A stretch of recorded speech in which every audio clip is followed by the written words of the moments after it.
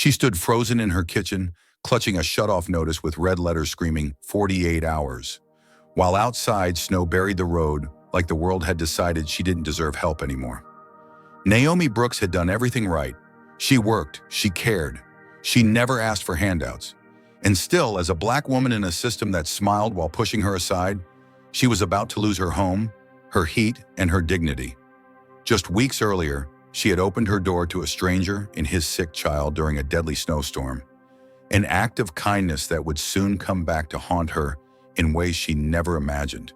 Because the man she helped wasn't just anyone, and the price Naomi would pay for doing the right thing would be brutal, public, and unforgiving. This is not a story about charity. It's a story about bias, power, and what happens when a black woman refuses to disappear quietly. Stay with me, because before this ends, everything Naomi believes about justice will be tested, and something shocking will be revealed. Naomi Brooks had learned to listen to silence. In Ashford, Pennsylvania, silence carried meaning. It meant doors stayed shut. It meant people pretended not to see you. It meant help existed, but not for someone who looked like her. Naomi was a black woman living alone on the Snowfall Creek Road, a narrow mountain stretch that whitewashed itself every winter like it wanted to erase whoever dared remain. The house she lived in wasn't much: old wood, tired walls, and a furnace that complained louder every year. But it was hers.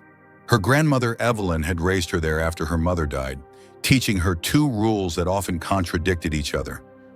Protect yourself and don't turn away someone in need. Naomi had learned the first rule the hard way. A year earlier, she'd opened her door to a stranger, a white woman, crying, a broken car, a believable story. By morning, her grandmother's jewelry was gone. Cash, too. The police had listened with polite boredom. Insurance had found reasons not to care. Naomi learned what it meant to be a black woman reporting a crime where trust was the real casualty. Since then, Naomi didn't open doors at night. So when the pounding came, violent, frantic, almost desperate, her body reacted before her heart could. She grabbed the iron poker from beside the fireplace, fingers tight, breath shallow. The storm outside was brutal. Snow lashed the windows sideways. Wind screamed like it was angry at the world. "Please!" A man's voice cut through the noise. "Please! My daughter is sick!" Naomi froze. A man's voice, deep, controlled, but cracking at the edges. Not drunk, not demanding, desperate. Still, fear rose fast. Every instinct screamed at her to stay silent, to wait it out, to let someone else be the good person tonight. Then she heard it, a cough, weak, wet, small. Naomi stepped closer to the window, heart slamming. Through the frost, she saw them. A man, tall, broad-shouldered, snow-caked into his coat, and in his arms, a little girl. Her head lolled against his shoulder, her face flushed unnaturally pale.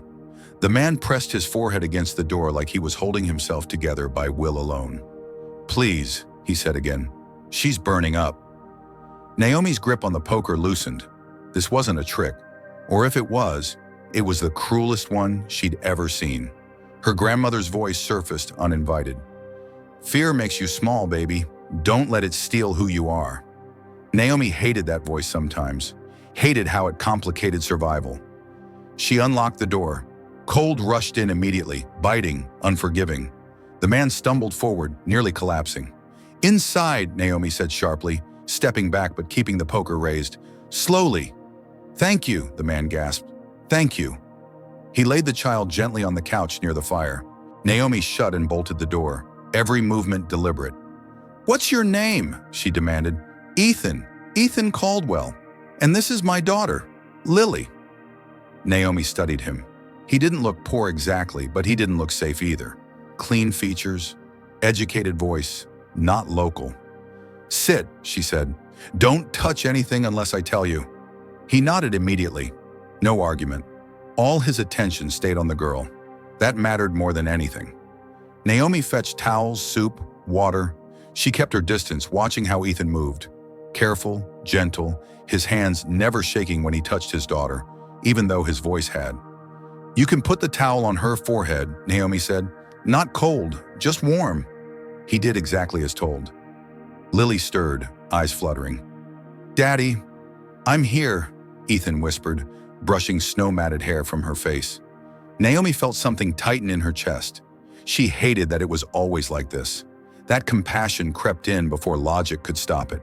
That being human was a risk. As the hours passed, the storm worsened. But inside the house, something shifted. The girl's fever eased. Her breathing slowed. Naomi noticed Ethan wash the dishes without being asked. Folded towels neatly, fixed a loose hinge on the back door using tools he found in her shed. "You're handy," Naomi said, suspicious despite herself. "Had to be," he replied. "Growing up, nobody fixed things for us." That surprised her. They talked in fragments, about loss, about work, about parents who taught them how to survive in a world that didn't care if they made it. "You don't seem scared of me," Ethan said quietly at one point. Naomi snorted. "I am. I'm just tired of letting fear make my decisions." He nodded like he understood. Morning came gray and heavy. Snow buried the road completely. They were trapped, and that was when Ethan told her the truth. "I need to be honest," he said, voice tight. "I run a company, Caldwell Manufacturing Group. We employ a few thousand people." Naomi stared at him. "You're rich," she said flatly. "I have resources," he corrected. Anger burned fast and sharp. "So this was what? A test? Seeing how the poor black woman lives?" "No," he said immediately. "God, no. I didn't lie to you. You let me believe you were someone else. I let you see me as a father who needed help, because that's what I was." Naomi turned away, arms crossed. She had seen this before. Wealth pretending to be humble, power enjoying the disguise. "When you leave," she said coldly, "don't offer me anything. I didn't help you for a reward."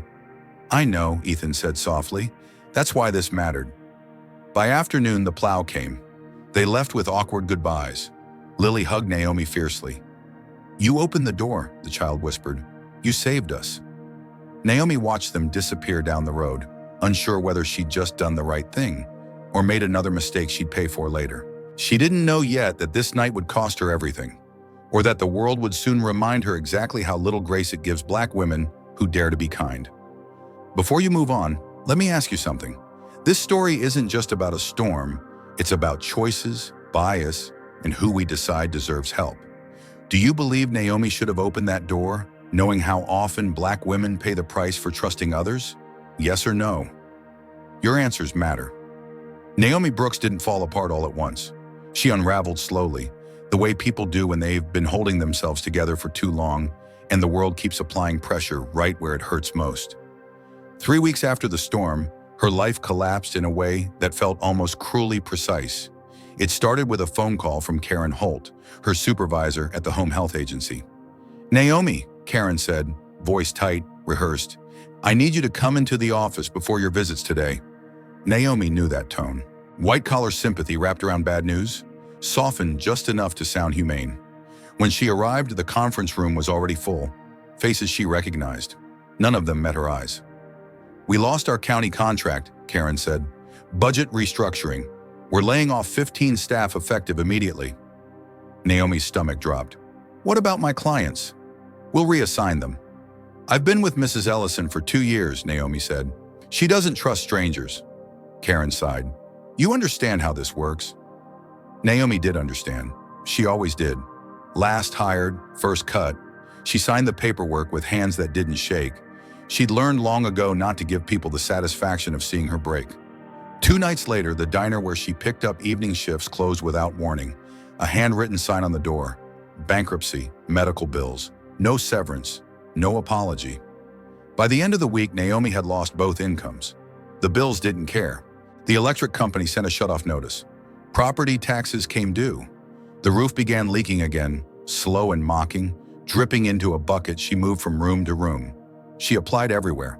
Grocery store, gas station, pharmacy. Warehouse jobs that promised equal opportunity in bold print, but never called her back. At one interview, the manager glanced at her resume and said, "You seem very articulate." Naomi smiled politely and thanked him for his time. Another employer told her they were looking for someone who fit the culture. She knew what that meant. By February, the house was cold, even with the fireplace going. Naomi sold what she could. Her grandmother's china cabinet went first. Then the dining table her father had refinished by hand. She sold his old tools last, swallowing the grief like a stone. Pride only fed you for so long. One night, Naomi sat at the kitchen table staring at the shut-off notice. Red letters screaming urgency. 48 hours. $17 in her bank account. Half a loaf of bread, peanut butter. She cried then. Quietly, exhausted, angry, ashamed, not of failing, but of how familiar this fall felt. That was when she remembered the card. Ethan Caldwell, CEO. She carried it around for 3 days without calling. Pride wrestled survival. Her grandmother's voice battled reality. On the 4th day, the electric company called to confirm disconnection. Naomi dialed the number. The receptionist transferred her without hesitation. Naomi! Ethan's voice came on immediately, sharp with concern. What's wrong? Something in his tone, no surprise, no annoyance, cracked her open. She told him everything. Not asking for money, never money, just work, any work. Cleaning, caregiving, nights, anything. There was a pause on the line. Then Ethan said, Where are you right now? I'm home. I'm coming. He arrived less than 2 hours later with groceries, firewood, and his daughter Lily, who ran into Naomi's arms like she'd never left. They ate together. Real food, warm food, and then Ethan made an offer Naomi didn't expect. I'm launching a community initiative, he said carefully, focused on employment access and dignity-based support. I need someone to run it. Naomi laughed, sharp and disbelieving. You need someone with degrees, networks, not me. I need someone who understands what systems do to people, he said, and how racism makes failure feel personal when it's structural. She didn't answer right away. The salary stunned her. The benefits felt unreal. Remote work, stability. But Naomi didn't miss the looks that followed once the program launched. Whispers, side eyes, headlines. A local councilman, Richard Halverson, questioned her qualifications in an interview. How does a woman with no formal management experience suddenly control a multi-million-dollar program? He asked.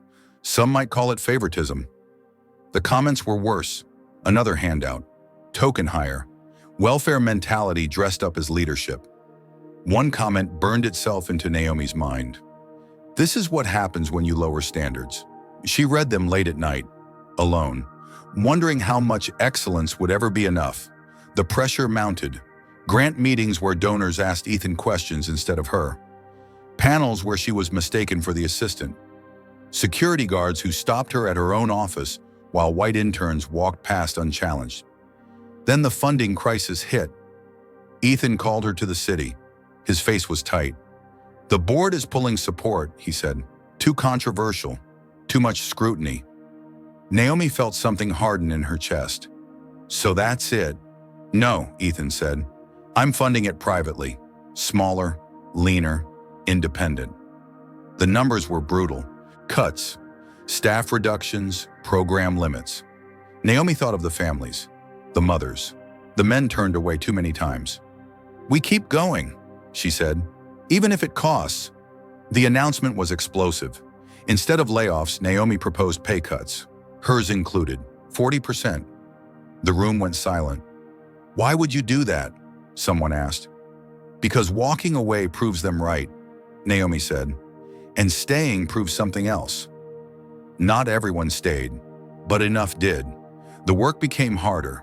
Longer hours, more scrutiny, less margin for error. And Naomi learned something painful and clarifying. Failure was expected of her, success was questioned, and every decision she made carried the weight of representation she never asked for. But she stayed, because quitting was a luxury she'd never been afforded. Because Black women didn't get to walk away when things got hard. They got judged on how they endured. And Naomi Brooks was done shrinking. Naomi Brooks learned something crucial the day the funding was cut. Silence could be loud, but so could standing still. In the weeks that followed the announcement, the Open Door Initiative survived on stubbornness, long nights, and a shared refusal to disappear quietly. Naomi worked 16-hour days without complaint. She wrote grant proposals until her eyes burned. She sat in rooms where donors smiled politely and asked questions that weren't really questions at all. Do you think the community is ready for leadership like this? Wouldn't it be safer to put someone more experienced at the top? They never said black. They never had to. When one donor suggested appointing a white co-director to help with optics, Naomi smiled, thanked him for his time, and ended the meeting early. Back in Ashford, the community noticed. They noticed that Naomi didn't leave when things got ugly, that she took the same pay cut as everyone else, that she listened when residents said the programs weren't working for them, and changed course without defensiveness. She hired Tanya Lewis, a sharp, fearless black woman who had once led a protest against the initiative, and gave her real authority. "Don't protect my feelings," Naomi told her. "Protect the people." That decision changed everything. Programs shifted, hours expanded, childcare slots doubled, job placement rates rose. People who had been written off found work, stability, and something harder to quantify: respect. Then came the call Naomi had been dreading and hoping for all at once. A legislative committee in Harrisburg wanted her to testify. "You'll have 5 minutes," Ethan warned. "They'll be polite. They'll be skeptical. They'll try to make you small." Naomi smiled thinly. "I'm used to that." The hearing room was colder than she expected. Formal, elevated, designed to intimidate. As Naomi sat at the witness table, she felt the weight of every look, the curiosity, the doubt, the calculation. "Miss Brooks," the chair said, "you may begin." Naomi put her prepared statement aside.